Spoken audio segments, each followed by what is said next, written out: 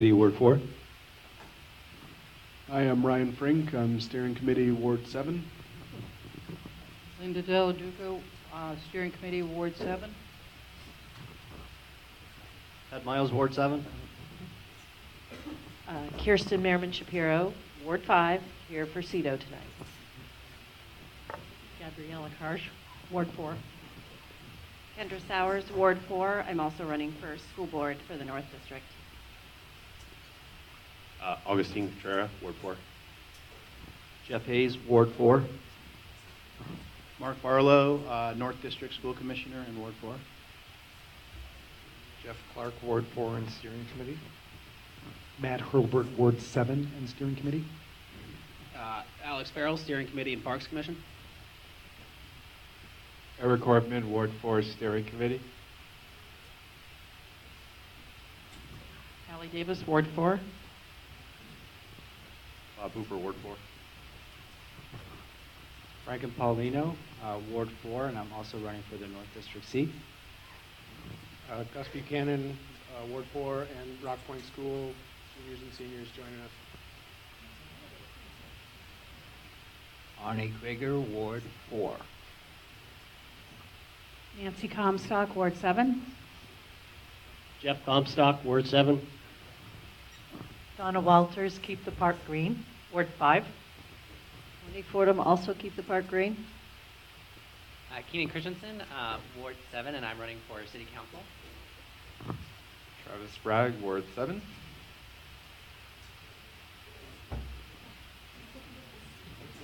Anyone else? I think that's everybody. So,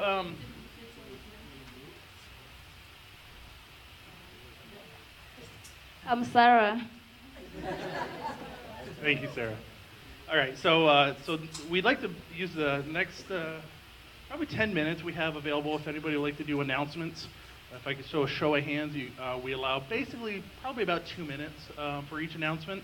If I could just see a show of hands of who'd like to make an announcement. So 1, 2, 3, 4, 5. All right, so we'll just go left to right and start off up front. Hi, everybody. Thanks for having me here tonight. So how many people here know about a very tall brick building down on the waterfront? Maybe anybody heard of it? Called the Moran. Can I see a show of hands, people? Come on, don't be shy. Come on. I know some of you know what I'm talking about. I'm not crazy. Yes, so there's a big building down there. And one of the reasons I wanted to come tonight, I've been going to all the NPAs except for Ward 6 because they didn't have a January meeting. Otherwise, I would show them some love too.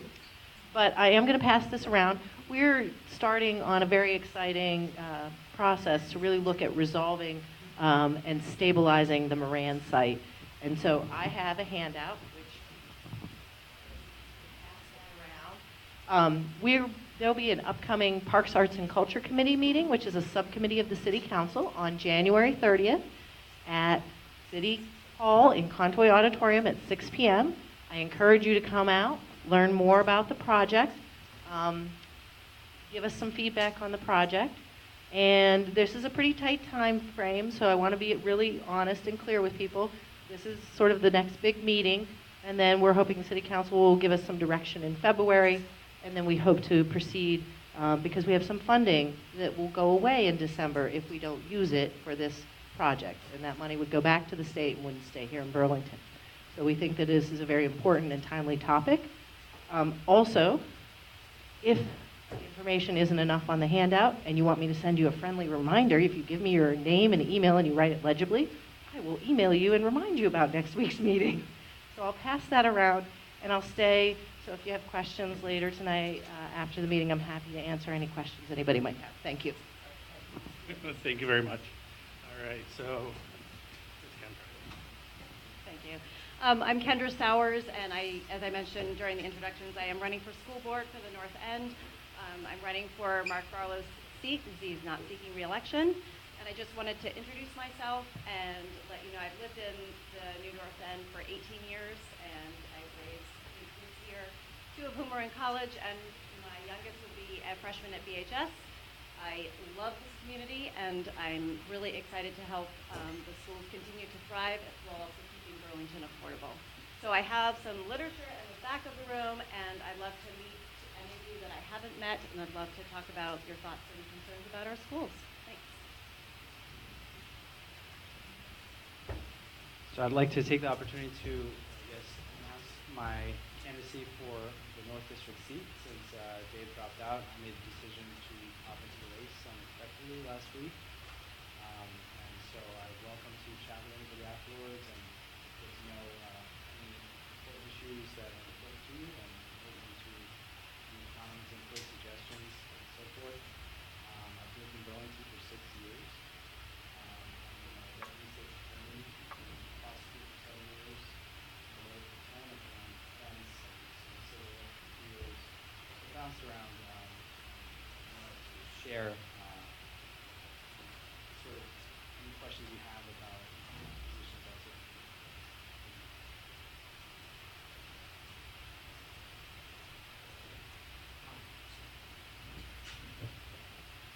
I just wanted to let everybody know that even though we don't have any audio or visual capabilities, I brought a copy of the last school budget presentation. It's about 48 pages, and I left it on the back table if anybody wants to peruse that before we talk about it briefly later.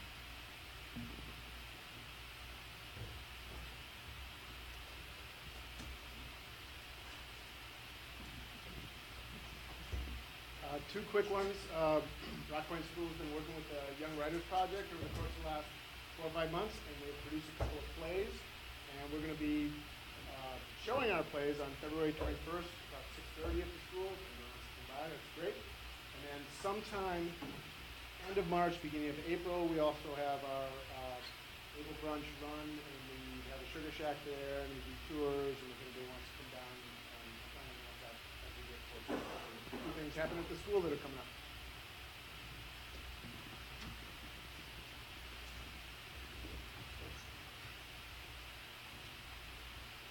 Hi, my name is Keenan Christensen. I'm a candidate for City Council for the North District.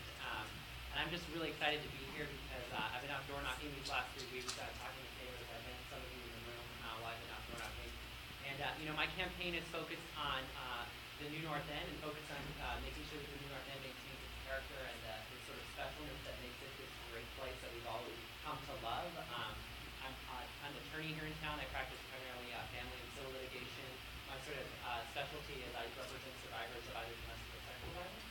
And then I'm also a former law clerk to Justice Beth Robinson on the Vermont Supreme Court and Judge Kaczmarek at the Federal Court of Brooklyn.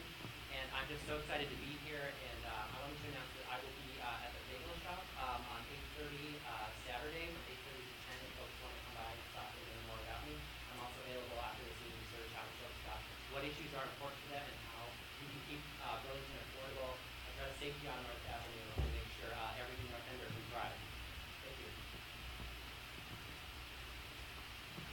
All right, did I miss anybody else for announcements? Very good. How we doing on volume and lighting? Everybody okay? Yeah? All right, excellent. So next order of business is,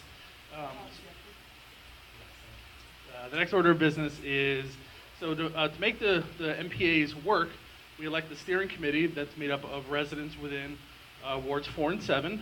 So we're always looking for new volunteers. So if anybody's interested, if anybody from the steering committee, if you just raise your hand. You can ask anybody with their hand up more about joining the steering committee for the Ward 7 NPA.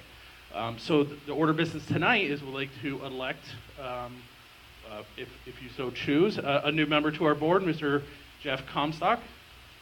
And Jeff, if you'd like to say something before the crowd before I have a vote. Yeah, just very quickly, I have been exploring ways to be effectively engaged in the city and wards 4 and 7. And after some exploration, I've decided that I am very interested in being on the steering committee.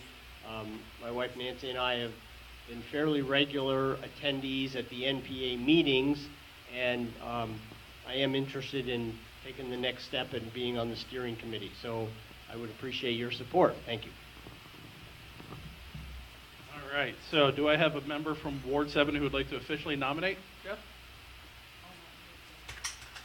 Do I have a second? All right, so members of Ward 4 and 7 in favor of... Excuse me, yes. Members of just Ward 7, in favor of electing Jeff to the steering committee, say aye. Aye. All opposed? It's unanimous. Congratulations, sir. Welcome.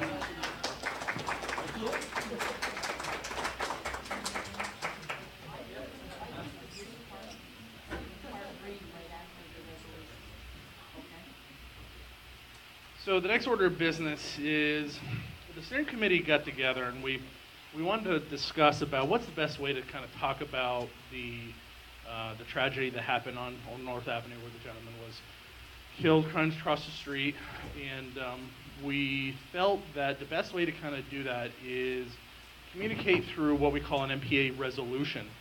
So handed out up front, and I mentioned earlier, there's a copy of the resolution for everyone to review.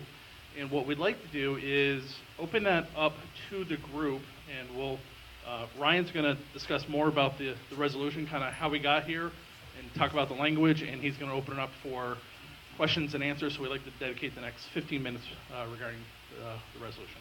Ryan.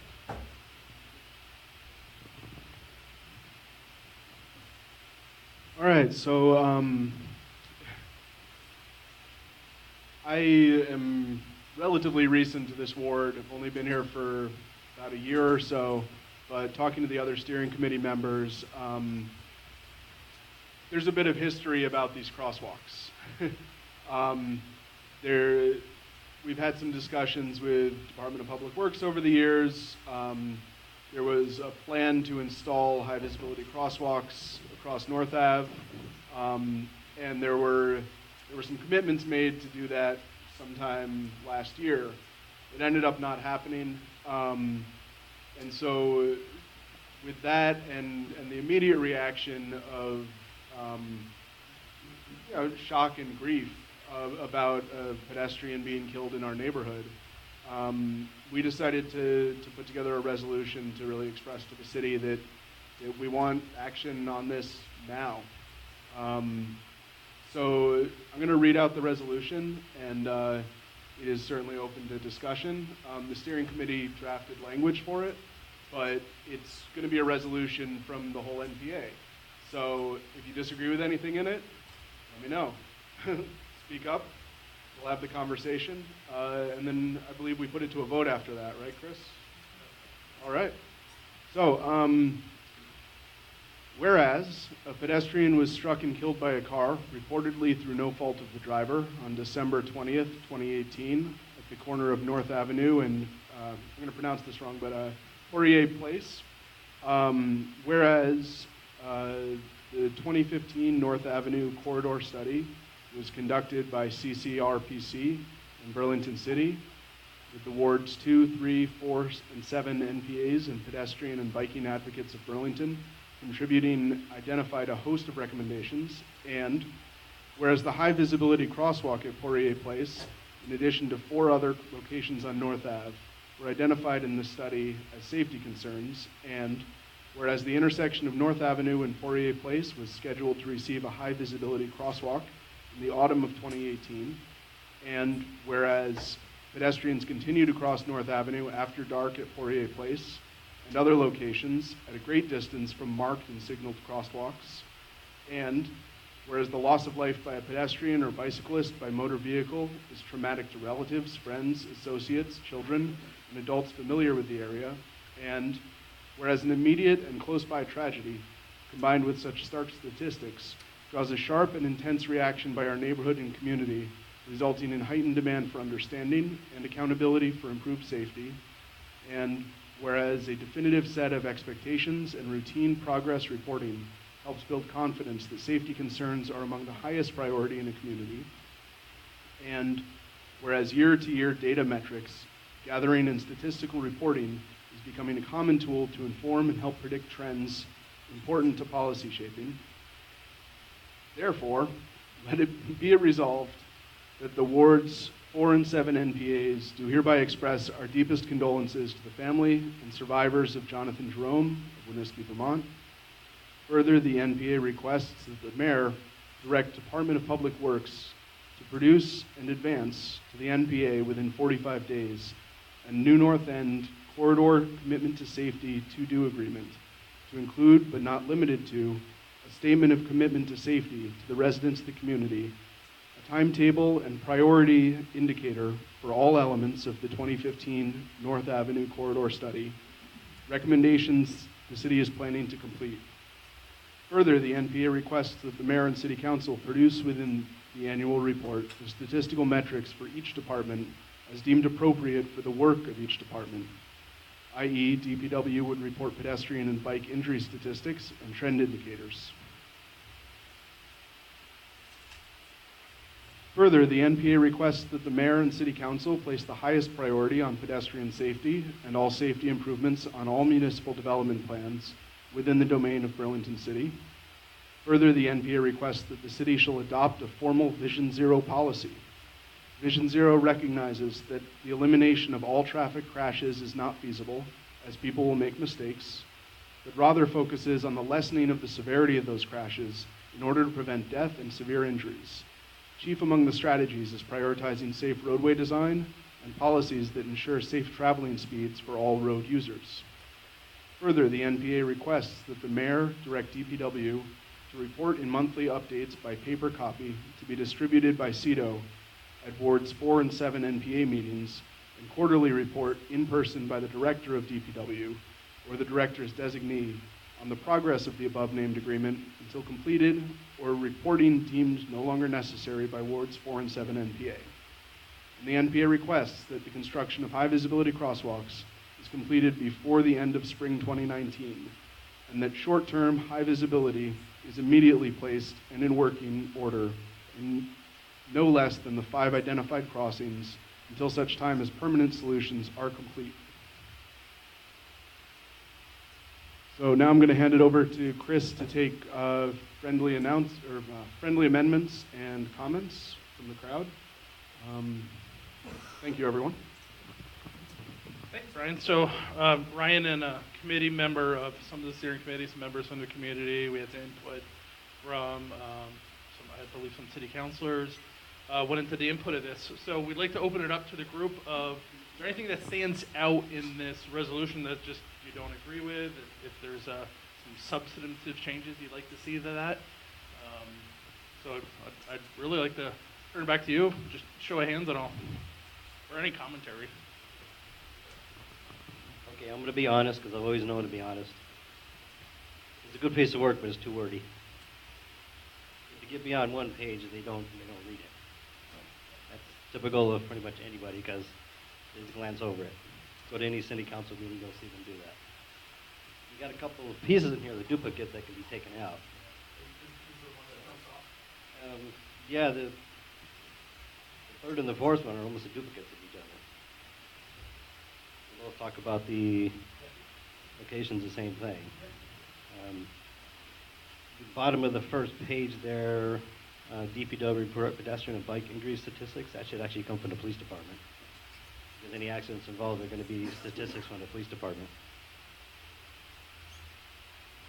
And I think if you're looking for, on the second page, the last paragraph, you want construction of high visibility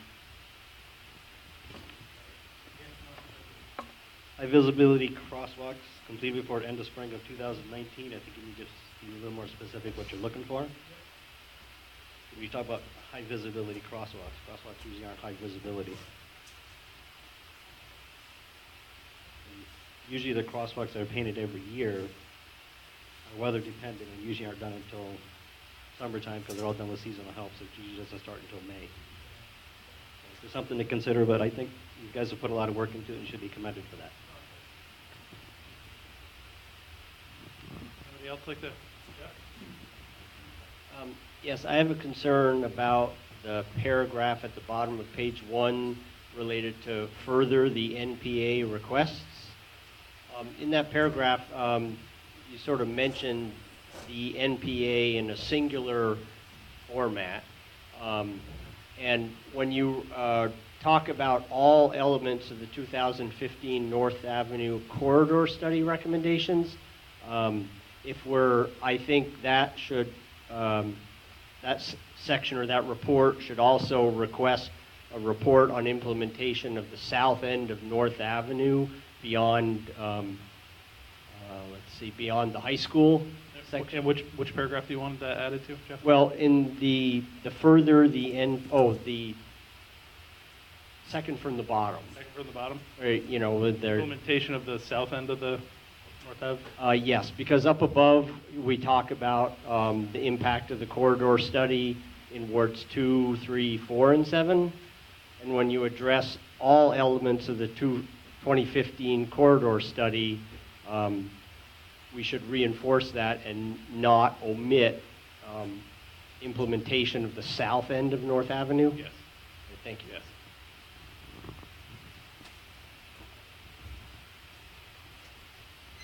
I just have one question about the high visibility crosswalks are the ones that are lighted, that any pedestrian can stop at any time. And as the speaker at the beginning talked, like, this is a contentious thing in this neighborhood in terms of North Avenue. I'm all in favor of, you know, protecting safe crossings, and I want them all implemented, but I want everybody to understand that we're allowing this type of crosswalk to be placed here, which is, in my opinion, a good thing, but I just want us to all go into it with clearer eyes. Yeah, so maybe we kind of elaborate on some background about how we got to the high visibility crosswalks. So as part of the Burlington corridor study that's been going on for a few years now, the Department of Public Works has come to the 4-7 meeting, and they laid out a nice plan where they're going to install what they call high visibility crosswalks, and that includes, you know, flashing beacons. So similar to where you see else in downtown, where you hit the button and you'll see the flashing yellows that'll come up, and the expectation is that traffic stops for the pedestrians so that they can cross. I think the concern raised is, or just an awareness is that that's on North Avenue, and so North Avenue gets a lot of traffic. So if you have a pedestrian crossing, you know, there's an impact to the flow of traffic, I think. So, and that's why we're asking DPW to come back on a quarterly basis to report back on this, because they've come to us in prior meetings. We're asking for more detailed updates of about exactly what those will be. And a clarification with the Mpa Resolution, this is a non-binding document. This is just an advisory statement that says, hey, Ward 4 and 7, this is, you know, we have a strong feeling about this, and it's put in front of the City Council for their consideration at the meetings. So does that help? It does. I just don't know whether it allows the freedom for high visibility crosswalks or appropriate crossing measures. I mean, I just don't. We can add the I don't wanna appropriate bind crossing them measures. in a way that is difficult. That's going to raise the angst about it. Yep.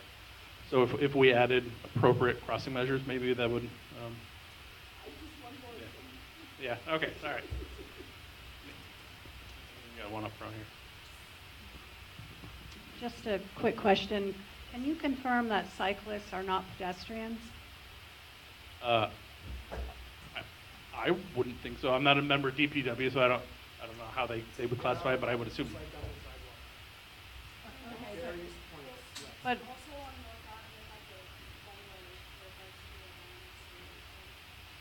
so these crosswalks aren't for cyclists? I think you raise good questions, and I'm not a qualified person to answer that. And I think the point of this is we want to get a regular presentation from DPW about, you know, hey, you know, we had an accident. You know, give us some updates about what's going on here, because we have some good questions that are in the crowd, and you know, I can't answer those for you. I apologize. You know, on North Avenue, particularly like this time of year, they let bicycles go on the sidewalk. Because, right? And if you're going to go in these crosswalks, you're going to have to stop, get off your bike, hit the button, and then you walk across. Okay. Now, do you think 6-year-olds are always going to do it that way? I don't think so. I think they're going to hit the button, get on their bike, and ride across. But adults should be doing it the right way. Any other commentary? Hey, I'm not fully sure if this was addressed, but is there any rough idea of where these crosswalks will be placed on North Ave? Because as you said, the possibility it could impede traffic. And I was wondering if there's any consideration as to where they were going to be placed. Yeah, does anybody have the definitive? I'd be. There's one at Village Green. There's one at Foyer Place. There's one, I think, huh? At Flynn School, and I'm missing one. There might, no, Waldo, I don't know. There's one more, I think, between Lyman C. Hunt and the Franklin Square or the gas station one. I think there's one more in there. We tried to hit places, or they tried to hit places that were two things. One where there was already a lot of pedestrian traffic, and in many cases, there's a bus stop there. Like at Village Green, people get off the bus, and if they had to go to a crosswalk, they either go to the church, Alliance Church, or they go to Rite Aid, and then they really want to be at Clarny Drive. And obviously, they're not doing that. So I think if you look, that's where most of them are. Already places that people are going, they just would make it safer. Yeah, and it is going to slow traffic down a little bit, but if you're really in a hurry, you probably ought to take the Beltline. I just have a question, not a statement, but has anybody from the steering committee approached NPA what their anticipated day of installation of the things are? I know there was a delay last year because of funding, but has DPW proposed a start date yet on this? I think we're going to ask our city councilors who will be here later this evening if they have maybe have some more updated information. The last we were told, and I think why we included the language of spring was that's the last we knew, and there wasn't a this is the date it's gonna happen. So we are hoping maybe our city councilors could provide an update as they're probably closer to it. I just did want to make it clear that you had said that we're asking the city council to be accountable and let us know what they're going to do. But the way I'm reading the resolution is that we are clearly stating that we want these installed and we want the city to adopt a Vision Zero policy. So I just want to be clear, this is not a question, hey, what are you going to do? Make sure you address it.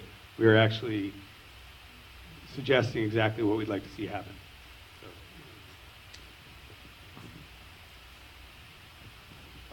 At the mayor's bagel bakery meeting a couple weeks ago, there was a citizen that had come up with an idea that I thought was worth exploring, trying to coordinate those signals with the traffic flow pattern from the traffic lights. And it's not something that's been currently done, like on Pine Street, the pedestrian just hits the signal and the lights go off. But if there would be some way of having, when the traffic's already been slowed down by a traffic light, not waiting until that happens before a pedestrian gets the green light, if you will, the yellow light to go. So that there could be maybe a tone that says wait, just like you get in some of the downtown traffic crossing signals. And I thought that was a unique idea I hadn't heard before. I thought it was worth bringing up. Yeah, and this is the kind of feedback that we want to get a representative from the city in the room to answer this kind of stuff. Because as I think we're close to the time's up, so I think there was one more hand in the back. Yeah, I'll be quick. Do we know why it wasn't done in October and not fall? And will this resolution make it any more likely that it will happen in a timely fashion, do we think? Yeah, so I'm not a city representative, but I believe what was communicated in the public statement was there was a hiccup with federal funding relating to the installs. That factual? That was what was communicated in the public statement. Yeah. So what we'd like to do to kind of wrap this up is, I appreciate everybody's feedback here. I didn't hear any oh yes.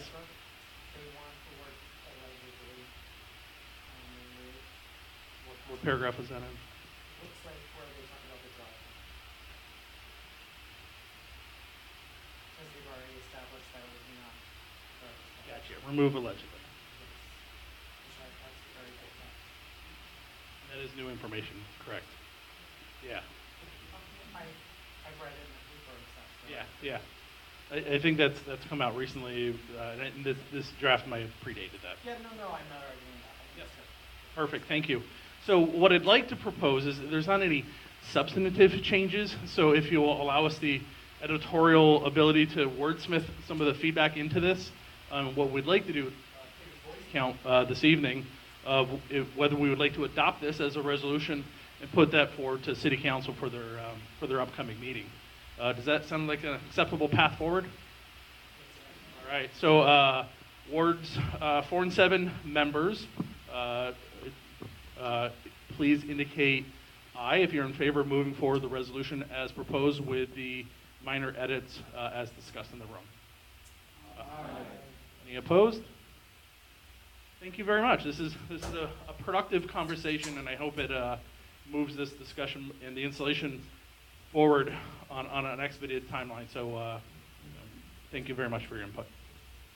So what we'd like to do is turn the balance of, well, not the balance, but the majority of the rest of the meeting we're going to dedicate to ballot items. So this evening we're going to have plastic bags ban, small business exemption, school budget, permit reform, and keep the parks green. So the way it's read on the agenda is not necessarily order. So we'd like to invite keep the park green up first. And Linda, remind me, how much time did we dedicate? 15 minutes. So if you haven't met the folks before, you've joined us in prior. So I understand there's some new news. And Thank you. Can I ask a quick question before you start? Yes. Can we prioritize the plastic bags second because we have an interest in that? If you're giving 15 minutes here, is the plastic bag person here? I'm hoping they'll be here by the time this wraps up. That'd be great. We'd love to hear that one. Thank you. Thank you. I'm Donna Walters, and I'm here with my colleague Monique Fordham. We're from Keep the Park Green, and Monique has some handouts that she's going to be handing out. We may not have enough, but they're also available on our website, which is keeptheparkgreen.org. You can also go there and connect to our Facebook page, which is our main way of communicating with folks. Once the voters get the facts, not just the PR from the mayor's office and his employees, we're confident that we can get a better plan for our park, one that doesn't reward suspicious practices, and one that doesn't turn City Hall Park into a paved hot plaza that thousands have signed a petition saying they don't want. So I was here back in October, and at that time we were making the rounds to all of the NPAs in the city, asking for them to take a formal vote of endorsement to put the City Hall Park item on the ballot. It wasn't a yay or nay for or against the plan, but it was to put it on the ballot. And people here at this NPA overwhelmingly voted to put it on the ballot, as every NPA in the city voted to put it on the ballot. Let's see. The mayor has dismissed our efforts as a citizen ballot petition has been underway to cancel the City Hall Park plan, and he had claimed that we didn't have enough signatures. And I'm happy to report that last Wednesday we had a press conference and we turned in 3,300 signatures altogether to the city clerk. She stops counting when she's reached the valid number of signatures, and that was 5% of registered voters in Burlington, which was 1,999 signatures. The citizen petition advisory question is a process that's a valuable part of our local democracy. It provides advice to the city council on issues that enough people care deeply about. And enough is qualified by signatures of 5% of registered voters. So to put this in perspective, the last mayoral election that we had, over 12,000 registered voters voted in that election, and 3,300 petition signatures is 25% of the people that voted in the last election. It's really a huge number of people that signed this petition. The mayor has said that putting the question on the ballot will delay the project by 6 to 8 weeks and stretch the construction into next year. And as a developer, the mayor knows that a delay of a month and a half is, for a development project, really is not all that unusual. The mayor also says that the park project was so far along in the planning process that adding an advisory question would set a bad precedent. He's worried about sending a bad message to city staff, our various partners, donors, and grant-making organizations like the National Endowment for the Arts. Well, what kind of message does this send to taxpayers He's willing to let us vote on plastic bags, but not on a $4.6 million project for our central green space. In the last election, the mayor bragged about putting 17 questions on the ballot for us to vote on. But he's urging the city council to stay the course and disregard over 3,300 people who flat out say they want to vote on City Hall Park. So we're just wondering what's up with that. I'm going to turn it over to Monique. I handed out something for people to look at, and just to explain what that is. That is a shot of 2 documents that were provided in the Development Review Board meetings by the project proponents. So that shows you the size of the trees that they'll be planting. We're saying, and what our supporters have said, is that, you know, it's obvious that those trees are not going to provide significant shade for decades. And we have a mature tree canopy that we think a new plan could work to protect, while giving us all the things that we all want, and that is repaired paths, more lighting, better seating, and I think that we will ultimately be able to prevail with a plan that has a little bit more public input. The city likes to talk about the fact that they've reached 1,000 people in 7 years. Well, we reached 3,000 people in 4 months. And if they're, you know, they have all the platforms for advertising. They have front page spreads in all the local newspapers. This Vermont Digger article that just came out was the first piece of coverage that we've had in over 2 years, even though we've been intimately involved in speaking at city council meetings and so on. So we think that they've had ample time to make their case, and yet 3,000 Burlington voters said that they don't want the plan. So I think that the question may be that the case wasn't actually really made. The mayor came out with a news statement now that only 30% of the project would be taxpayer funds. And I just want to point you out how this has evolved within the last month.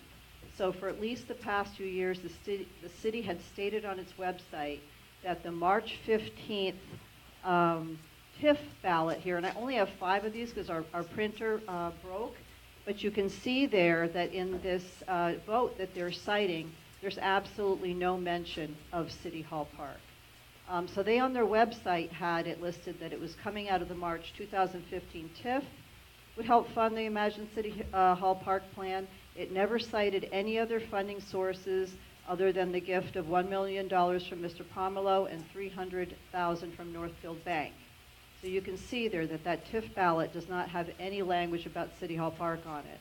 And then on December 27th, this past December, the Burlington Free Press ran an article about the park that stated, quote, according to city planners, almost all of the $3 to $4 million price tag would be paid for by private philanthropy, again citing the Pomerleau and Northfield gifts. So we immediately asked for a correction because we knew that wasn't correct. So a week later, on January 3rd, the Free Press published a correction which queried a quote from the mayor's own spokesperson, and I'm quoting again, saying the Burlington's share will likely be a combination of TIF, stormwater funds, and capital building funds. But now with all this increased scrutiny on the plan, I mean, and you know, right at the tail end of supposedly this long process, the mayor told Vermont Digger last week that the funds are now coming from those aforementioned donations, but now he says it'll all be 1.2 million from property taxes, 1.2 million from the TIF, and 1 million from the institutional bond in which UVM and Champlain College pay the city for services it provides to them. Of course, the TIF is based on tax revenues. Obviously, property taxes are, and the institutional bond is a program that's supposed to reimburse the city for the work that's done by the city for the benefit of the colleges. So why has the story changed from what's been on the city's website for so long, which just mentioned the TIF, to earlier this month when it was supposed to be these other sources, stormwater, the TIF, and capital building funds, and now the TIF plus $1 million in property taxes and the institutional bond, which, as I said, is the payment from UVM and Champlain colleges for services that are rendered by the city. Again, where can the mayor point to that shows that voters knew that they'd be on the hook for millions for this park.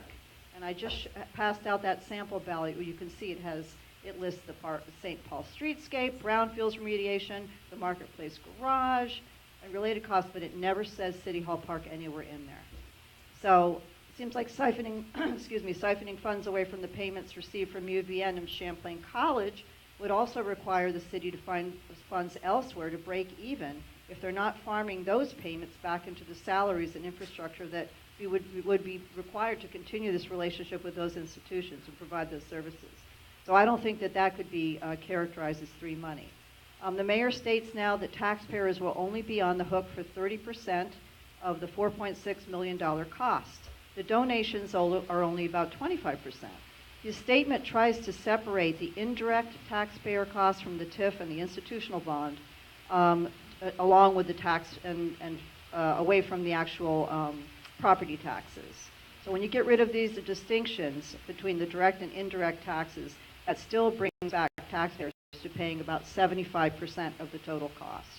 And we hope that this is not the way of the mayor saying that if he can move these pots of money around, that now he's going to say that taxpayers only have a 30% right to vote on this project. This is the first time in this very long process, and the mayor always likes to refer to how long this process has been, and how he must get construction bid out there next month so they can start cutting trees as soon as possible. So we have to ask, why is the story changing now at the very last minute if everything was so complete and ready to go? And why doesn't the mayor mention, when he talks about the $500,000, the $500,000 that's already been paid, that it's gone to the firm of the husband of a city administrator? These are all questions that we think voters should be very concerned about, so we appreciate your time. We just wanted to touch on these issues for you to make sure that you understand why we think it's so important to go forward with our ballot question in March. Thank you. Any questions?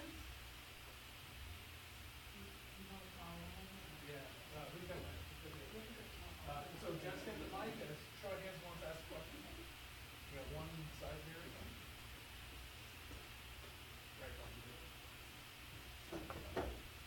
Thank you. It's very obvious you're anti-Moreau. Thank you very much, because you mentioned it about 200 times. Front Porch Forum today has a posting today that actually has a link to the project itself in color. It's actually much more informative than what you handed out here. But my question to you is, I've heard your speeches before, and you harped on the number of trees are cutting down, and then after that, focus shifted from the number of trees cutting down to cost. I have two questions. How much have you been involved in the last 6 years with this project? And you harp mostly on trees. Out of the number of trees that are being cut down, how many are being replaced? Well, first of all, I think it's kind of unfair to characterize us as harping. And secondly, we have responded to the mayor's statements. You know, we are not anti-Moreau. We're anti this plan for multiple reasons. It's the trees. It's the fact that taxpayers never got a chance to vote on it. It's the fact that there's a nepotism issue with $500,000 going to the husband of a city employee. And now it's basically telling people that they can meet the ballot number requirements to get on the ballot. But if the mayor doesn't like what you're saying, then you're not going to get on the ballot, and he's going to veto you. I mean, I think that's a concern that needs to be answered. And as terms of our involvement, members of our organization attended 22 different planning meetings, 22. And you can check the sign-in sheets and see that our members are on there. And we could never get a straight answer about how many trees were going to be cut. And we made the amount public in the beginning of the DRB meetings. Nobody ever came forward and told the public how many trees were going to be cut. Now, we handed out that picture, those pictures of those saplings. Those saplings are not going to be able to provide the green infrastructure, which helps with stormwater, or provide shade. That shade diagram that we pointed out, that is the most favorable to their plan because it's at 4 p.m. when there's the most shade. And if you look at that thing that we handed out, you can see that under this new plan, as opposed to the original situation we have now, that there is literally almost no shade on the hardscape. So these are issues that are not about whether we're pro-Moreau or not. If the mayor had listened to us and wanted to compromise with us, when we had our ad hoc committee, the mayor personally voted down our only 3 motions that we made to protect 2 healthy trees, 3 healthy trees, and 4 healthy trees in different areas of the park. He personally voted against We need every the next single question. one of them. Okay, so I just don't think that, it's just us being mean to the mayor.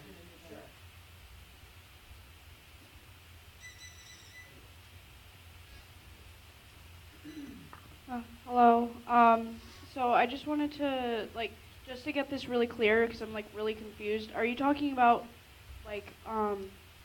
not, you're against cutting all the trees down, or you want to, or, because I'm kind of still confused? We want to retain this plan that was selected, that was designed by the husband of a city administrator, really affects his aesthetic, which anybody can go up and look and see what his aesthetic is. Okay, so yes, we wanted to save more trees instead of having them cut down because they were moving the paths. So that was the first thing. And then we started looking deeper into the issue. We found out about the fact that, that the contract went to the husband of a city employee. So we would like to have a new plan, and what we're trying to do is get a ballot question that opens it up so that we can have real public input and get a plan that people really feel invested in, instead of one they feel was done behind closed doors and really didn't reflect their faith. Thank you. Super quick question and a super quick response. And we'll wrap it up. Thank you. All right. So I'm just curious, do you have a proposed solution to this? Is it mainly just scrap this plan and come up with something new, or is there a... Okay, the ballot language, which we had vetted by the city attorney in August, we passed that at the NPA where it voted here to pass, and that has our ballot question in it. And you can see it's very conservative and very clear. Yes, we put down what we heard people telling us that they wanted for how the park could be improved, and we think that we can get a new plan where people can put actual input into it, and more like what they did for Memorial Auditorium, instead of stretching it out over 22 different meetings.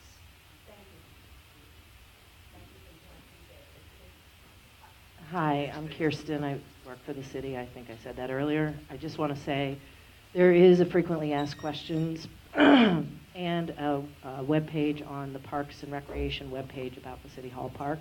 So if you have questions, I can't answer all those for the Parks Department, but I would encourage people to go there to find additional information about the plans for City Hall Park. So we're going to play around with the agenda a little bit. The scoreboard was accommodating and was willing to move up on the agenda, so we'd like to turn over to Mark and Martine. Thank you.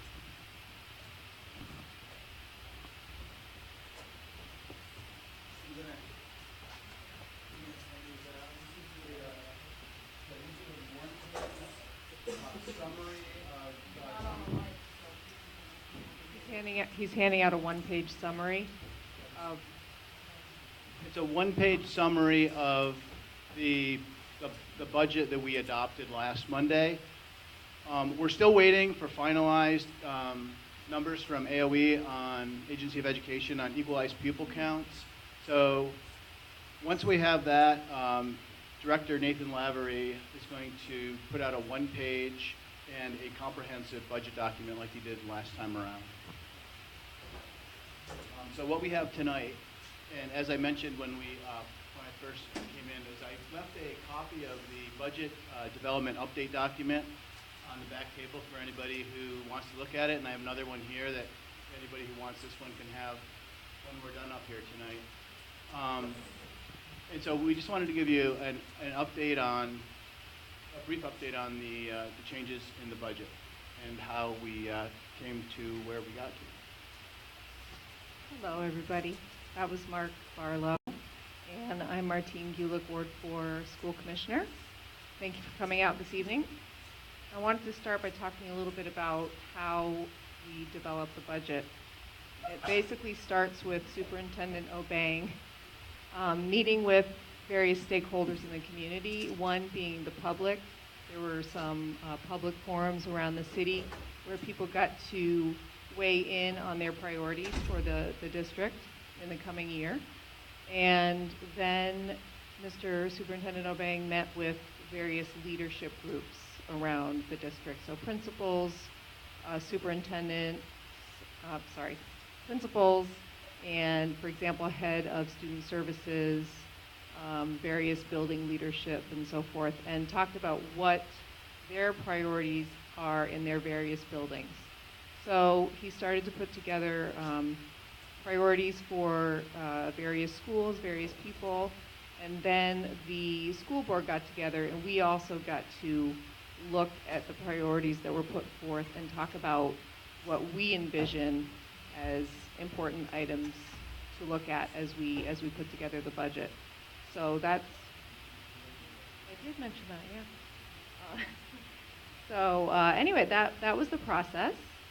And basically, when we start trying to figure out what is going to come forth and rise to the top of our priority list, we do look at the strategic plan, and we look at what's really important in what we're focusing on in the district, which is, as many of you have probably heard, narrowing the achievement gap and also really putting in early supports. So things like adding paraeducators to kindergartens and funding some preschool classes. We had a couple of preschool classes that were grant funded, and that grant ran out. So it came down to, do we cut those 2 classes because the grant ran out, or do we decide to fund them? And one of our priorities is to really look at early education as a really important resource in our school district. So that gives you an example of the process that we went through. Mark, do you want to? Sure. Some of the other things you'll notice on the one-pager that I'd like to just point out, because I think they're significant, is there's additional money for kindergarten paraeducators. As many of you know, like when we had budget pressures, I don't know, 3 years ago maybe, we had to cut a lot of the paraprofessionals in the kindergartens, and we're in the process of reintroducing those, so that's a real positive development. We are also, this is one that Commissioner Ivanchuk wanted us to mention, the north-south bus. There's been a long-time bus that runs from the south to the north to get kids to school, but not one that runs north to south. So this is sort of an equity issue, and we're glad that we're finally able to do that this year. And right, social workers, special education supports. It's all stuff that the district is part of their priorities for narrowing the achievement gap and addressing some of the shortcomings that we have in the district right now. So when we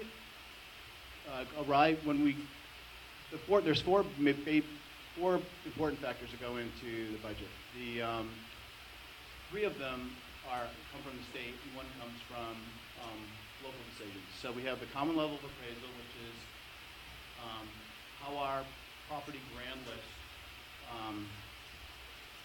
is adjusted to make sure that it's at market rates. Right now, currently, as many of you may have remember last year, our grand list was, our property values were on average about 80% of market value according to the Department of Taxes. So that puts upward pressure on our tax rate. This year it's worsened a little bit, and so we're at 77% of market value. So that puts upward pressure on tax rates. The next thing is the dollar yield, and that's the amount of education spending that $1 of the state grand list will raise, and that's actually gone up, so that puts downward pressure on the tax rate. And the third thing that we don't have discretion over, and that we're still waiting on, is a finalized equalized pupil number. Not all students are counted the same. Some are, there's various weights that are added to students for things like free and reduced lunch and English language learners. So we're still waiting for that count from the state. But the one thing that we do have discretion over is how much money we want to spend. So we know that number. So that number this year is 88 million, and that's up 4.3% as a dollar increase from last year. You'll notice on your sheet that there's actually about $800,000 worth of reduction. So those are things we've identified that we can eliminate or reduce. And there's $2.3 million worth of additions. So we come to the $88 million number. Martinez, when you... I want to, Jeff Comstock gave a nice presentation a few months ago about education spending. And in that presentation, he showed a video that takes a slightly deeper dive into how education is funded. And I would recommend to all of you to take, I think it's about a 14-minute video. It's on the Vermont School Board Association website, so vsba.org, I believe. It just shows you a little bit how arcane and complicated the equation is for coming up with education spending. But I do think it's good to take the time to just to look at it, so you get an idea of all the different pressures and all the different factors that's going into that funding. So currently, well, this number won't change. It's an $88 million budget, but the tax rate that we'll see on our tax bills in July will depend on the equalized pupil number that we're still waiting to get finalized. Currently, our revised estimate for the tax increase, and this was an important board priority, is to keep the tax increase at or around 4%. We thought that was a reasonable level of spending increase. There, we talked about some scenarios in the budget that were a little higher than that, but there wasn't support on the board for that. So we're trying to be extremely conscious, continue the sort of fiscal responsibility that we think, the districts, the board and the district have exercised in the last few years. So, right, and so we're waiting, and unfortunately, we think that the equalized pupil number that we have used for our budget modeling may be adjusted down by AOE.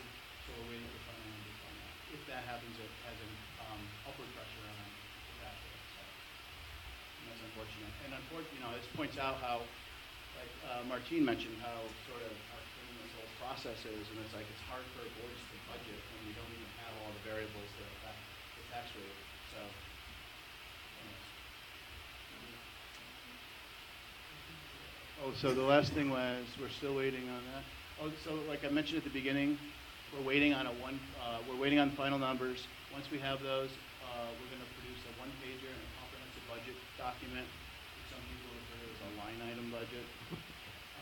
And those should be forthcoming, I would say, in 2 weeks tops. Under that question.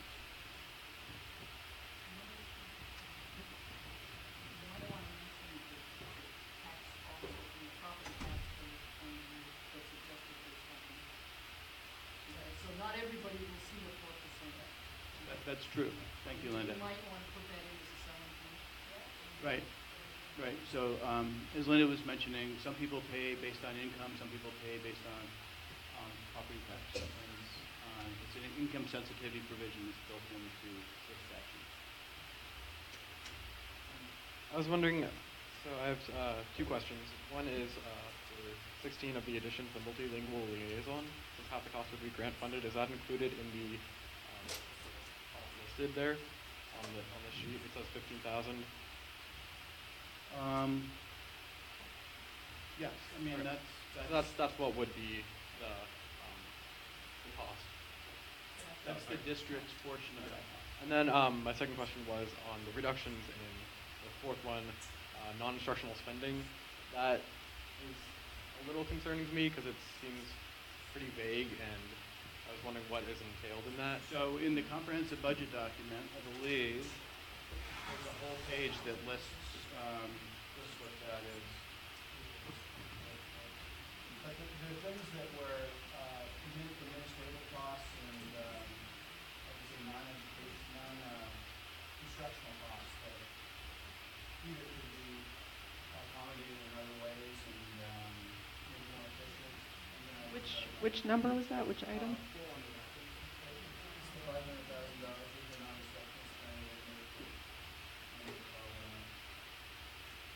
find that for you. That's also in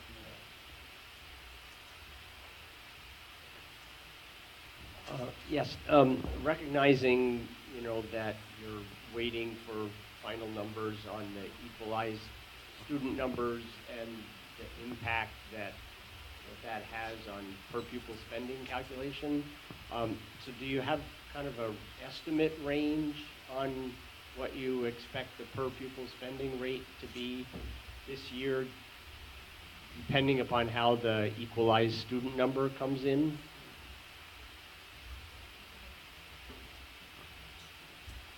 I hate to go out on a limb, but it may be in the $16,000 range, right around that. Which would be a reduction, correct? Which would be,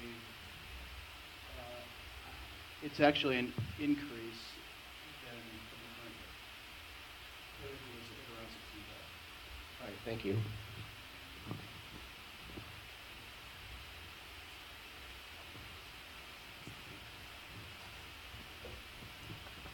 I thank you for what you do. I would not want to do it. It's a tough job, so somebody's got to do it, so thank you. I have two questions. In the paragraph underneath the top piece, it says in addition to baseline growth of 2.2 million. Yes. Is that an additional to the total additions of 2.3? So you're talking about a total increase of 4.5 million? Well, minus the 800,000. Yeah, no, I'm looking at your total additions at the bottom there. Right, so the additions minus the reductions, plus the Okay. baseline spending, that's correct. So does the school department have a long-term, let's say long-term, 5 to 10 year plan of something? Because every year you come to the taxpayers for hundreds of dollars in increase on property taxes, and you know you probably heard the story thousands of times every day if you let people. But with a reappraisal coming up in 2 to 3 years, the bond debt pass through with another $500 a year. Taxpayers are going to see substantial increases in their property taxes. At what point in time does it become unaffordable for the taxpayers? I like to go big picture, and I like to zoom out and go meta. And I would just say, I want to turn that question back on the public and say, at what point are we going to deal with issues like healthcare? At what point are we going to deal with issues like trauma amongst our students and mental health issues? Schools continue to become these social service providers to students. We are no longer just teaching history and English and math. I mean, we provide so many services. So I would like a long-range plan. I think a lot of us would, but really there are so many factors that go into this. It's hard to say to the school district, you know, you need to come up with a plan. I really see it as a plan that the whole state, maybe the whole country has to come up with. But what drives a lot of this, you know, let's face it, healthcare costs is a big part of it. Trauma and mental health issues are also big parts. So to me, it's you know, it's going to take a multi-pronged effort for us to come up with a long-range plan. But I appreciate your question. Mark, you might have something. Yes, I also concur that schools have become like a social safety net of last resort in many cases. We're doing a lot more than just providing the services that we would traditionally think of as educational services. So, I think there's a recognition, and I know we have a public legislature here, but there's a recognition that there are the education funding model that we currently have in Vermont is in need of some reform. Some things that I would be keen to see, and I've been doing some advocacy around, is trying to get some of the social programs that are funded through education spending, either block grant funded or funded in other ways from the state, so that we take the pressure off the education taxes. With regard to buildings and the condition of school buildings across the state, there's been a statewide moratorium on state aid for school construction for 12 years. There's real interest this session in trying to do something there so that we can get some assistance from the state for the debt service that will come out of projects like our capital spending around the district, and specifically the Burlington High School project. So I think that we need, you know, we need to work some of these changes at levels beyond the local community and the state level, and maybe ultimately at the federal level as well. And I just want to quickly add that there is going to be a statewide teacher healthcare contract that's coming up next year. There's talk of a statewide teacher contract. There's talk of, I mean, you may have read in the paper having, you know, one school district in the state. I mean, this is what the Secretary of Ed is talking about. So there is talk about how do we lower overhead costs to keep these budgets down. So we'll see what happens. But people are thinking about it, and they are trying to make change. And one other thing, Act 46 was an effort to consolidate a lot of schools. As we know, our enrollment statewide has fallen from, I know, about 120,000 10 years ago to, like, say, in the 88,000 range now, and we still have a lot of school buildings and things that are sort of under-enrolled, I would guess. So there's been an effort to sort of consolidate school districts and try to get some efficiencies and costs that way as well. And I think that'll continue. We're not shrinking, though. Burlington is not shrinking. We're holding steady. If anything, maybe seeing a little bit of growth. So although many of the schools in the state are getting smaller and their population is shrinking, ours is not. So something to keep in mind. Any other questions?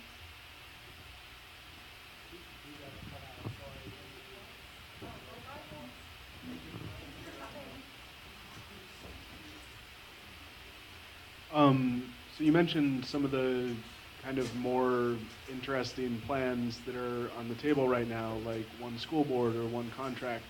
I'm curious what your personal opinions on those plans are, being that you're on the school board.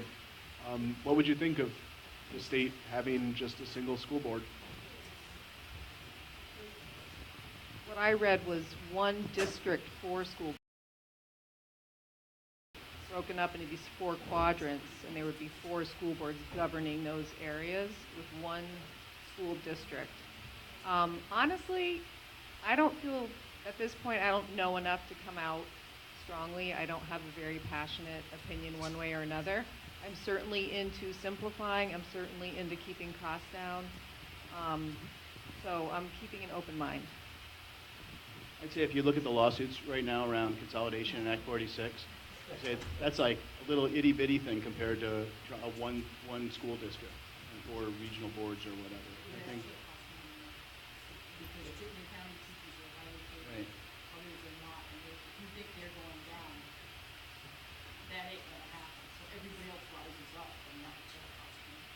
So I think politically it's very, very difficult ask.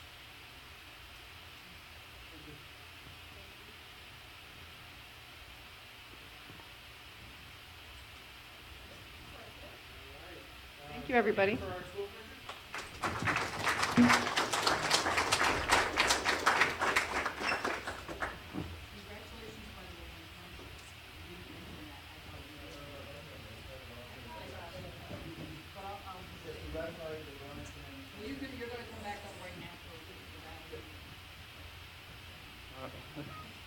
So we had, turns out there's a scheduling conflict, so we're going to have a guest speaker talk about plastic bags, small business exemption, permit reform. So we'll try to either have a special meeting or we'll work it into next month's meeting. So more to come on that. So what we'd like to do is our elected officials were willing to come up early and give an opportunity to spend some more time with them. So if I could ask our elected officials to join us, and one thing that we do like about this time with our elected officials is there's an opportunity for Q&A. So if you feel that you want to jump in and ask a question, this is an open forum. So stick your hand up, and we'll try to jump in and get your feedback. Thank you. What do you think? 2 minutes each, and then is that fair? Bob, you want to start us off? Welcome. Thanks for coming. I'm Bob Hooper, the new guy. In 2 minutes, I drew House Government Operations as committee. That's the committee that basically oversees most of what government does on a day-to-day basis. so far, on the wall, there are bills dealing with campaign finance, boards and commissions, bags and straws, waiting period for handguns, all kinds of stuff. I got into a bill today on making Admiral John Dewey Day. So the serious stuff and some not serious stuff passes through the legislature. From a personal standpoint, as again the new guy, telephone number 363-5842 is a number that I'm going to be using exclusively for legislative stuff. Feel free to call at any time, leave a message. I'm going to try to end up at the Bagel 1 or 2 Saturdays a month, not probably while session's going on because it seems like it's wrapped up in a lot of stuff.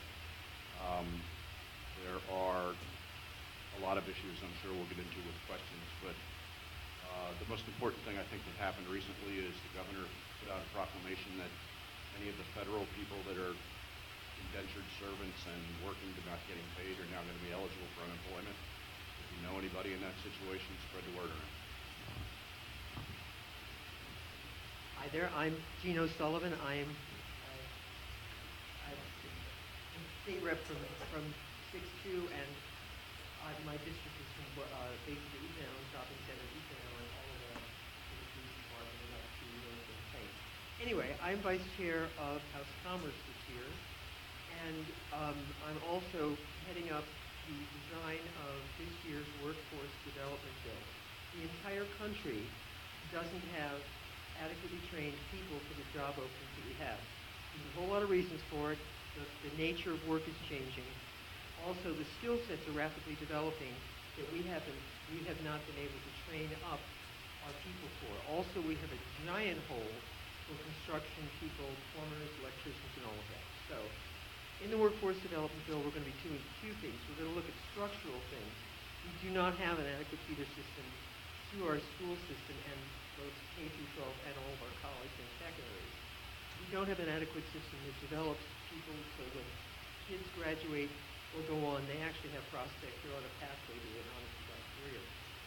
So we'll be looking at all of that, and one of the biggest areas we're going to focus on is adult technical education. That will be in our forefront. On the short end of it is we're going to really put more effort into the lower economic group. We graduate as a state, anywhere between 2,600 and 3,000 children every year with absolutely no identifiable job skills. They do not leave the state. They are here. Most of them end up on some form of public assistance because we have not given them a pathway or gotten them to a pathway.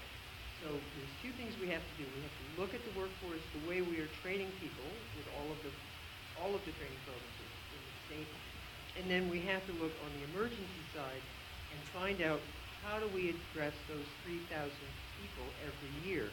I've been a state rep, this is my 7th year. That's 21,000 kids we have failed in the state of Vermont. So that's our effort. On the good news side, the emergency board met yesterday and found out they have now they've upped the prediction of income from an additional $30 million. We got another $11 million predictably coming in. So that means for the first time in a long time, we actually have money. There's about $41 million. Most of it I can predict, and it should go and will go to the teachers' retirement fund because it's a gaping hole and it just is dragging on the entire economy and dragging on the state until we start paying that debt off. But there will be money set aside, particularly for short-term things. A lot of the $11 million is one-time money. It's from the tax when they repatriated corporate funds from out of the country into the country. So we got a windfall. It's one-time money. It should go to one-time programs. The FHA has a really brilliant homeowners down payment plan that needs one-time money. That's the kind of money, that's where that money will go to. So there's that. That's exciting. Also, economic development is looking at 2 more things other than just training up. We're now saying affordable, accessible childcare and housing are part of economic development. They're not separate issues. Thank you. Hi, I'm Carol Odie. I represent District 6-1, which is from CP Smith North and from the shopping center north. I was assigned to the House Natural Resources Fish and Wildlife Committee for the second time, a very important committee to this area, to the area that I represent, because it deals with water and cleaning up Lake Champlain, as well as any other issues, including climate change and connectivity of our forests and preservation of Vermont looking the way it does now, with growth centered in the urban areas and with a beautiful working landscape. So in the first week of the session, the governor, lieutenant governor, and the Speaker of the House and the President Pro Tem all talked about the importance of teamwork. And there were 110 returning members, 40 new members. When I started, there were 36 new members. We have 96 Democrats, 43 Republicans, 7 progressives, and 4 independents. And the Speaker of the House, who is a Democrat, spread around the leadership roles, so we would all be governing together. Out of the 28 leadership roles in the House, 17 went to Democrats, 8 to Republicans, 2 to independents, and 1 to a progressive. And we have a Republican chair, 7 Republican vice chairs, and 2 independent vice chairs. So this is sending a signal: we are going to be working together. That's the hope. In the second week, committees really looked hard at the departments that they would be working with in state government and understanding what their committees are responsible for. Bob talked about the federal government shutdown and what we're doing to help workers with that. Some of the issues that we are facing coming up is an election for the Adjutant General, and that is something that I know that we've all, and we encourage you to continue to tell us what your thoughts are about who you'd like to see as Adjutant General. And something that we spent an enormous amount of time on already in the House Natural Resources Fish and Wildlife Committee was to learn about the history of the Clean Water Act and of federal laws about clean water, and to understand what's happening with clean water funding up until today and what it's going to take to get a permanent 20-year commitment of revenue to clean up the waters of the state. Thank you. My name is Ali Jeng. I'm a city councilor for Ward 7, and I have a question for you guys before I start. Well, I forgot it. It's about background check, or if you want to purchase a gun. So looks like this, there are changes there that the state of Vermont cannot provide those background checks. At least that's what I heard, but wanna put that out there. So I think in terms of transition, we have to be very happy, very thankful that Governor Scott did appoint Hal Houston to replace Mr. Maza, I believe, Chris Cole or something. Isn't it? Thank you. And I think it's a wonderful MLK Day present for all of us. I think he made a great move. So a lot of things are happening in the city of Burlington, a lot of things. And some of them are the ballot items that we will be talking about. And one of them is keep the park, City Hall Park. And I am very humble to tell you that I will be the one who introduced that ballot item. So on Friday, I worked with these people, and the resolution is nice. I sent it to the city attorney. There are some changes, and I think it's on the right path. Nothing the substance of the resolution will still will stay the same, but you will like it. And we have a couple of sponsors, progressive city councilors, Jen Odell, Brian Pine, Max Tracy, Sharon Busher, who's not a progressive, are already sponsors. So basically, we have 3 city councils who are on the line, whether they will vote for it or not vote for it. But personally, I will be voting for it because it is their right, even though I love the park. I like it. Just know that when I'm going to introduce it, don't be mad at me. I'll be very real because I don't want us to underestimate the hard work of the city staff who've been working on this since 2011. The park is beautiful, I believe, and also the park is the living room of our city. So we need to make sure that it's not like every other neighborhood. So tomorrow at 6 o'clock, I will be having a gathering with constituents in the New North End, and we will be having Stephanie Yu, who is an analyst. She knows all about education funding, and she will be joining us to talk about education funding in the state of Vermont. And I will be also making sure that people get the introduction from the candidate that I will support for the North District City Council, Tina Christensen.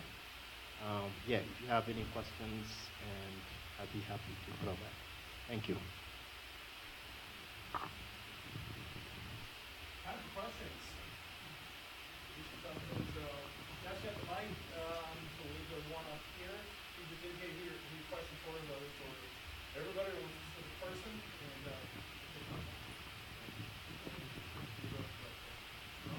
Hey, Carol, I was wondering what you were saying about jute general. I don't know what that is. Could you just clarify that? Or is it Adjutant General. Oh, sorry. Okay. Guy that runs Now the I know. National Okay. Guard.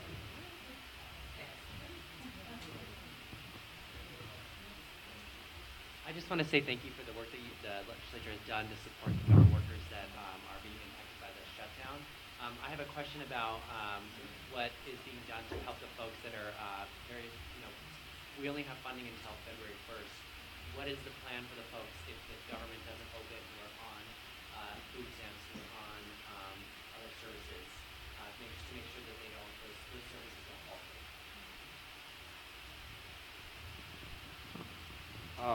I initially started to put a bill in to change the criteria for whether or not you qualified for unemployment if you were technically, I have to call these people indentured servants because they're being forced to work without pay.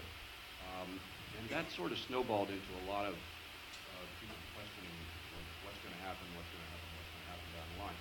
And I don't think there's a really firm plan because I don't know that our reserves are going to take us very far. Everybody that we talk to says it's got to end, but there is no sign that it's going to end. AHS, the Agency for Human Services, has prepaid a lot of the food stamp benefits out ahead of time. So for anybody who is on any one of those programs, if they had the money, they've been given the money ahead of time for February. That's pretty much what they can do. There is some challenges around what the governor has done with unemployment because that's my committee. And I'm hoping that he's done it right. There is a risk factor that unemployment's by federal law, and that federal law says you have to be ready for work. So if you are working without pay, like all our CSA people, they're not eligible for unemployment. And if you give them unemployment, you run the risk of losing the federal allocation for unemployment, which would change the rate that employers would pay in from 0.6% to 6% of their payroll. So we have a big risk factor in this. I'm hoping, because our committee looked into it and our Ledge Council gave us that information, I'm sincerely hoping the governor has figured, and his staff has figured this out and is not using any, we know he's not using the unemployment insurance money. He's getting money somewhere in that budget. But it's state money to pay this, and he's going to try to keep the he'll pay out on the same level as what you would get if you really were on your unemployment. But it's a risk, and my committee is very concerned about that move. It's wonderful, wanted to get it done, but California did it first. Michigan's in there too. Those are Democratic states. You have Donald Trump, as a president, there is a possibility at any given point that he will then say, enforce the law. And here it is. So the jury's a good move, really glad we're helping. I'm a little concerned about the risk. 2 points. Banks and credit unions across the state are offering interest-free loans to federal workers. And if you are currently getting food stamps, then what Jean said, if you've got your money ahead of time for February. If you haven't gotten them and you need to apply, then call the benefit center. And instead of, there's a 1-800 number to call, which is 1-800-479-6151, or you can call United Way, and this is an easier one to remember, 211, and United Way will direct you to where you need to go so you can fill out the forms that you need to get the benefits that you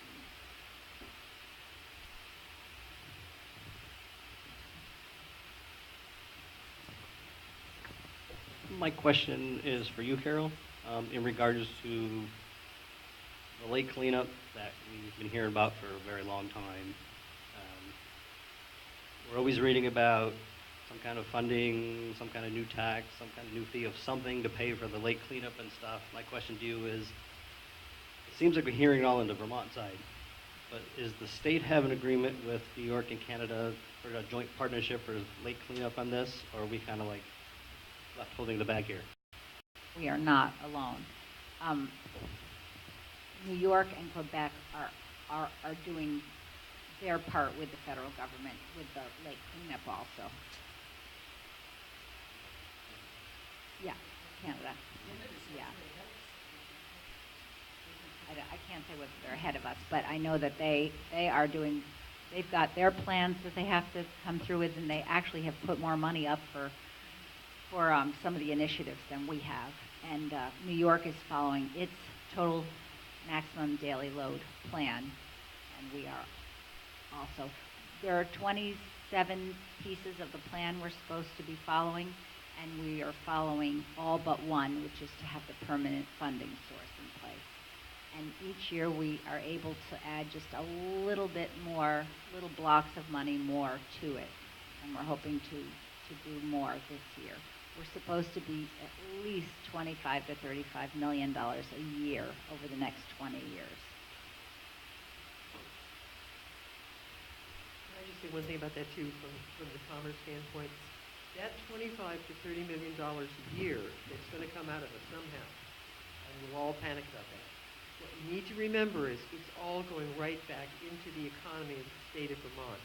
That $25 to $30 million a year is going to be the biggest economic development bill that the state has ever seen. We need construction workers. All of the work that we're talking about in mitigation deals directly into that area of the economy. We'll be able to train up and educate people in that. The small farms and farmers will again get a windfall of money in terms of helping to mitigate all of the issues that they've got, and we're going to be hiring people to do that. So this is a jobs program. People think of it as just taxing, it's going to cost money. It is going to cost money.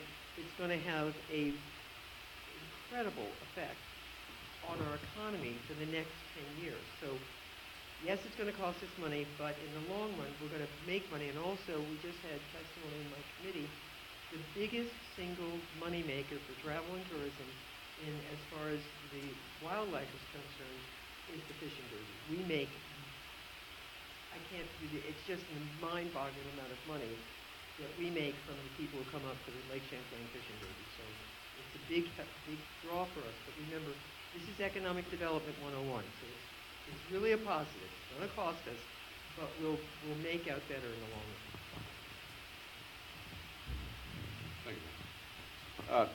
Ali, to your question, I think that the state, in the statute that they originally gave the authority to do the background checks or the mandate to do them, was law enforcement. Law enforcement can't get into NCIS unless they have a case number, and they can't have a case number unless there's a crime that they're dealing with, so they're going to shift it somewhere. That's the last thing I heard. On Jean's point, I talked to the governor's legal counsel today about the issue of how much in jeopardy we are. to increasing our burden on employers, and they're relatively confident that nothing's going to happen. And relative confidence is worth very little. But 4 states at least so far have done it. They think that there's room in the statute to determine who is reasonably available for work. Some would argue that if somebody came up and offered one of the TSA people that are not getting paid a job tomorrow, they would quit today. So that threshold is something they're monkeying around with, but it's uncharted territory. No question about it.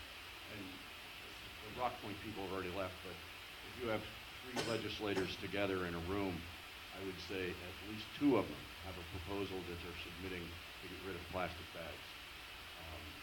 So next time you're in Hannaford, grab one at 50 cents that you can use for the next year, so you won't be carrying things out in your arm later.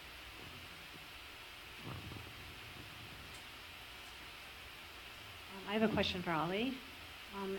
It appears to me that City Hall Park over the years, the farmers market has damaged the soil and just compacted everything there. And given that they have paid rent all these years to be there, what has the city done with that money?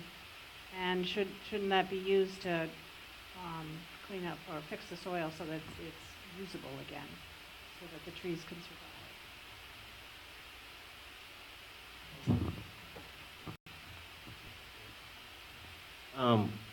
So basically, if you think about the farmers market, it is like a community coming together. And even if that organization is paying some money to the city, it's not something that we should say it's considerable. It's substantial. It's just a little bit of money. Basically, it's a piece. And as to where it goes, I have never thought about it. I have never asked where it goes. You know, where the parking fees are going, I don't know. I don't know those nitty-gritties. But I think it would be important, as we are talking about FY20 school, FY20 budget for the city, it would be important for me to gather all of those fees that we gather. Where does it go? Does it come to the general fund, or do we appropriate it specifically to specific programs and things like that? That's a good point that I would want to find out for you. And are they going to be allowed to continue on Saturdays in the park? When the park, I think at this point, like where we are, like right now, is whether or not we need to give the community a say around this process. And to the plan, I don't think that the farmers market, with the new, the current plan, they will be able to continue there. Where they will go, I don't know exactly. But I know in the past, it was part for them to move to the Moran plant. You know, when Moran plant was going to be the Moran plant Inc. But now with these new changes, it's becoming something that we call the frame concept, and I don't think that they can accommodate the farmers market. Their history, I don't know exactly where they're going to go if the plan moves forward. But I wanted to say to your husband, congratulations for joining the steering committee.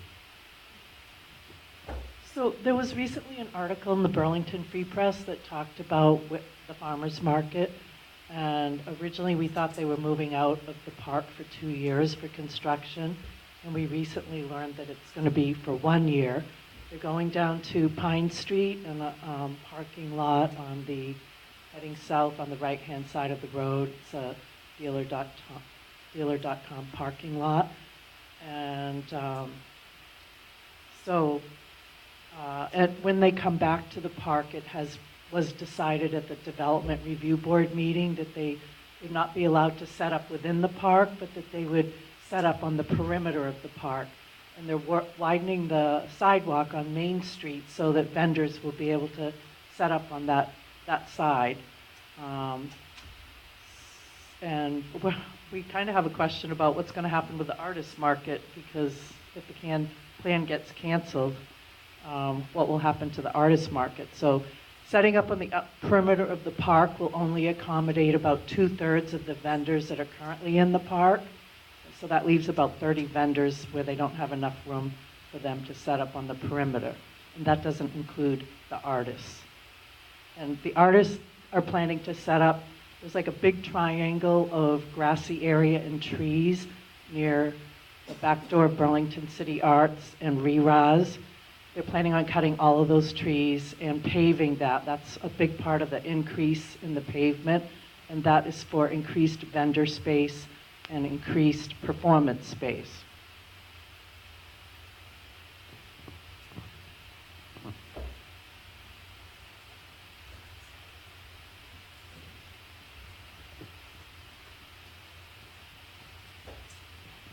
Mr. Hooper, you opened the door. I have a question about, you talk about the bags. I brought bags today to give examples of, and forgive me, but as you propose the legislation about single-use bags, are you talking? Here, Ojo. My question is the bags of supermarkets always targeted, but what about the produce bags, the deli bags, the trash bags? These are all single-use bags. Dog bags at the park, these are all single-use bags. Can you be more specific about what the legislation is targeting in this, as opposed to an all-out ban altogether? What I'm trying to say is that in legislation and conversations that I have had with other members, it runs the entire gambit. From this, every single-use plastic bag, some branch off into styrofoam, single-use for restaurants, some branch off into bottles that water now come in and things. It's pretty much plastic in the gun site. Some are restricting to plastic bags, some are going much farther. It's just a really popular item this year. Yeah, and straws too. Thank you. A lot of people talk about the European sort of model, for lack of a better word, where if you don't take a bag into the grocery store with you, you walk out with everything in your pocket. Sort of a behavior change model. I look at this from a little bit of different perspective in that this stuff is made out of something. First, there's no such thing as throwing something away. You basically just throw it someplace else and you have to deal with it later. But this stuff is made out of basically carbon chain, petroleum, as a lot of the other things in our environment are. Pretty much we agree petroleum eventually is going to become really expensive, really unavailable.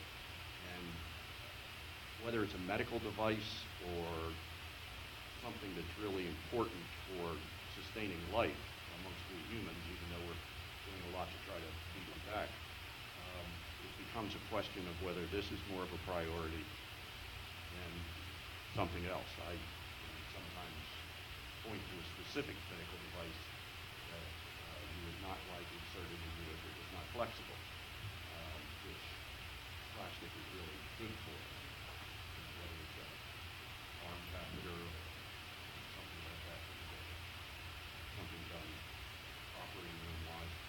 We're making choices now that are going to be ramified, ramifications for generations to come. So some of this is a little hard to take, but when you think of it more globally, you're making a decision for grandchildren's grandchildren.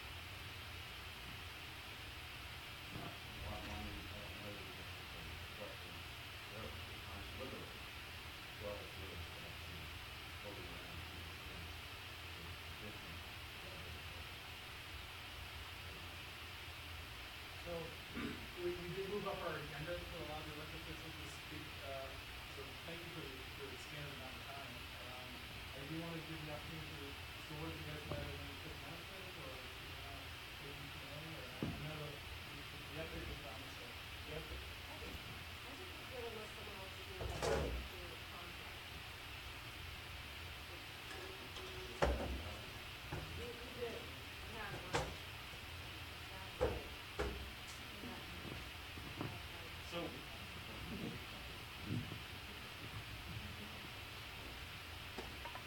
just really quickly, we did ratify a teacher's contract. I think most people know that. It's at 3.5%. And I would take questions if people had any questions about that.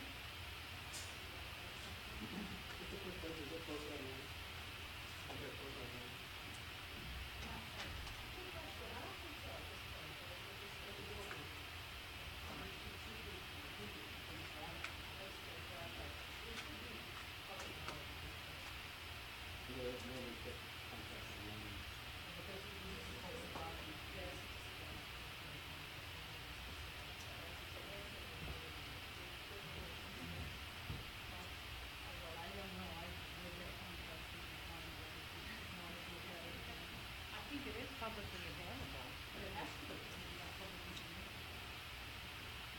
And I just wanted to tell everyone that I work with, hopefully you got a chance to read my article in the North Avenue News about restorative practices in the district.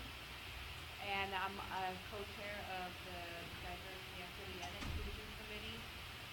So we have a couple things we're working on. At our last meeting, one of the, actually the head, Brian DeFranco, the head of the Safety Resource Officer, SROs, we've heard of SROs. So we have two that actually the city pays for to work at the schools. One, Mike Keenan, who's stationed at the high school, and Jessica Norris, I believe her name is.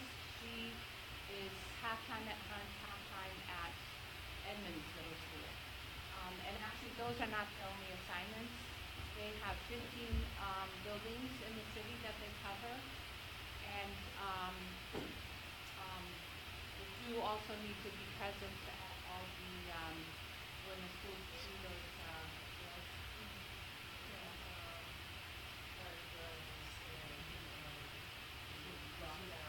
lockdowns, because each school needs to do 5 in a school year. And the other thing we're working on is reducing the amount of suspensions in our school, and that's a statistic that's actually really gone down in the last handful of years, because that leads to the school to prison pipeline. And we really want to curb that in our city of Burlington. And so we've been doing some positive work. Starts with just a simple office referral. So the kids that get suspended aren't the kids that we want to send out on the streets. They don't typically, these children don't have home support in their home, and those are the kids we want to try to keep in the schools. So hopefully with restorative practices, we'll be able to include these children more in repairing relationships with people at their schools. So, Final note about the contract, it is a 1-year contract, just FYI. Because of the new health care contract that's being negotiated in the state, it's just a 1 year. So, thanks everybody.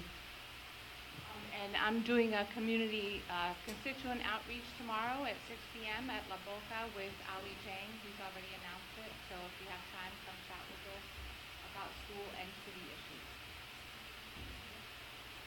Does anyone have questions? It's not very often we sign off early, so thank you very much. One thing that is one thing we asked if you could help us put up chairs, that'll help us kind of get it out of here, so we can let the Miller staff out a little early. Thank you very much. Have a good night.